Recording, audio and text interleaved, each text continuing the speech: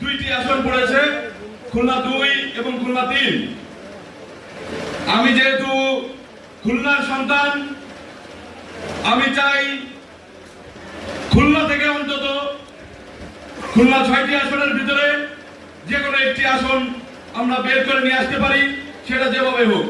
একটু আগে আমাদের নুরুল ইসলাম ভাই বলেছেন, একটি নির্বাচন করতে গেলে মিনিমাম 10 থেকে 15 কোটি টাকা খরচ হয়।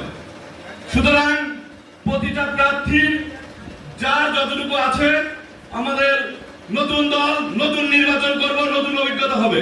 সুতরাং আমাদের উচিত 300 আসনের প্রার্থী দিয়ে আমাদের এই নতুন অভিজ্ঞতা অর্জন করা। পাশাপাশি জোটের যদি সিদ্ধান্ত হয়, তফসিল যখন ঘোষণা হবে, আমি আশা করব কেন্দ্রীয় নেতৃবৃন্দ সহ যারা উচ্চতর পরিষদ আছেন এবং আমাদের সম্মানিত সভাপতি বিপি নুরুল হক নূর এবং রাশেদ খান, ওনারা থেকে একটি সঠিক সিদ্ধান্ত নেবেন। এই বলে আমি আমার সংক্ষিপ্ত বক্তব্য শেষ করছি। ধন্যবাদ। আসসালামু আলাইকুম।